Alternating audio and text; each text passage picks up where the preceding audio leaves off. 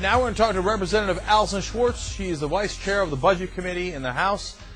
Congresswoman, welcome to the Young Turks. Thank you so much. Pleased to be with you. It's great to have you here. And we were listening a little earlier in the show to Michelle Bachmann, your colleague in the House, saying that this budget and Obama's proposals are socialist. How do you answer those charges?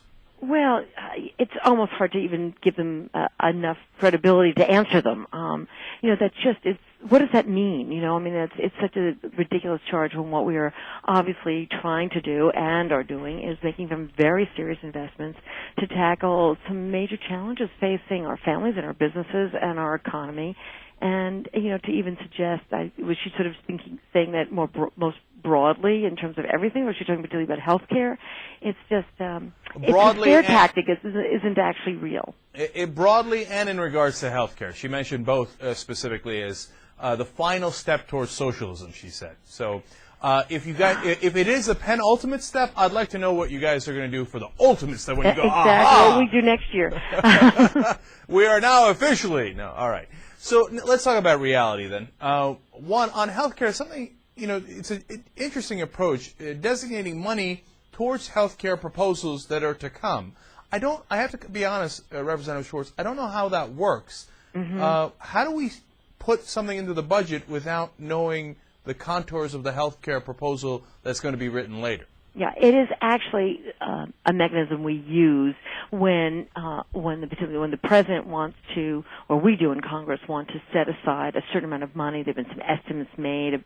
It seems like a very specific number in a way, $634 billion to set aside. So it's not like just sort of a rounded off number, but it is an assessment they've made based on certain assumptions. But it's a way to say, here's a fund that we expect to use in certain ways. And in terms of the budget process, it's a way to just put that in as a holder, a placeholder, so to speak, with the intention that we will flesh that out in much more detail.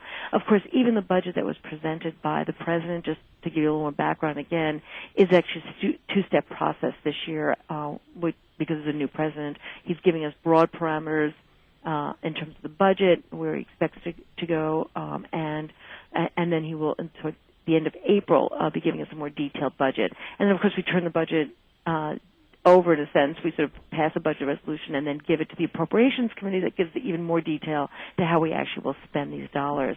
But for the moment, what has happened is the president has been pretty specific about how he's going to handle the budget. We believe this is a very honest budget and saying this is what our expectations are in terms of revenues and expenditures.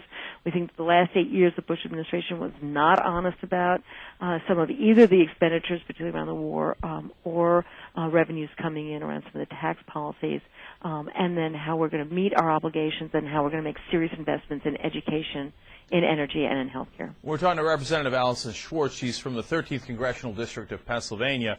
Congresswoman, keeping it real here, is Obama putting and you guys putting the money for health care in the budget? Because in the Senate side, you only need 51 votes to pass it, as opposed to if you did it later, you would need 60 votes to get past the Republican filibuster? Oh, yes, good point. So you do know more about this than you initially let on. Yes, there is also the other reason to do it that way. One, as I pointed out, is because all the details have not been fleshed out. But the other has to do with whether it actually gets put into, which it hasn't been done yet, reconciliation language is what you referred to. And that is a way that going on into the budget. If we do that in the budget resolution itself, we can set those dollars aside in a process called reconciliation, which then only requires majority vote rather than the 60 votes that have been so difficult for us to get in the Senate. All right, Representative Schwartz, we are limited in time, so I really want to ask you about the bailout portion of the budget. At first, I don't understand how the $250 billion won't become $750 billion. There's been those two different numbers that are thrown out there. Do you know the distinction that's being made there? Well, the $700 billion that has already been obligated in this year's No, that's budget. different. In this budget, there's a $250 billion additional money for a bailout, but now then people talk about how that's going to translate into $750 billion. I'm not sure. I apologize. I'm not sure what they're referring to. The $250 billion, well, I guess I think that we might just increase it, but what the president has asked for is for us to also have in the budget $250 billion in case he needs to use it. It's not for sure that they're going to ask us to spend additional dollars.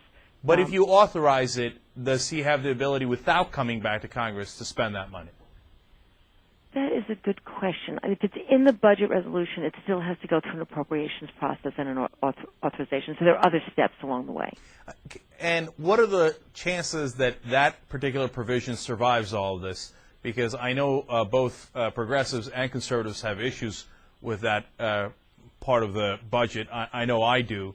And I'm not convinced that spending more money on this broken system is the better way to go. So how does it look in the House right now? Well, let me just say that certainly if we were to authorize this, and again, it would take other steps. Even if it's in the budget resolution, it still would take additional steps. There are many of us who say we want to know much better how the money that has already been authorized has been spent and the effect it's had, and of course make sure that the conditions we've set aside have met it. But let me also say that this is the President's proposal, and while and it's the President's budget, he's given to Congress, it is now our responsibility to look at all these provisions and to agree on many and disagree on some, and to modify it given our own perspective and our own representation of our districts and what we think is good for the country. So my guess is that there will be some changes and some modifications, because that's the process and that's the way it should happen.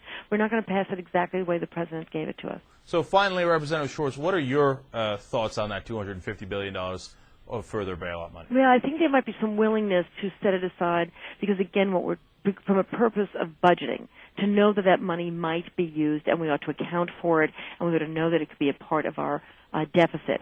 But actually appropriating it and authorizing it, that's a separate question. All right. That's interesting. Representative Allison Schwartz from the 13th District of Pennsylvania, thank you so much for joining us on the Young Turks. We really appreciate it. Oh, you're welcome. Bye-bye.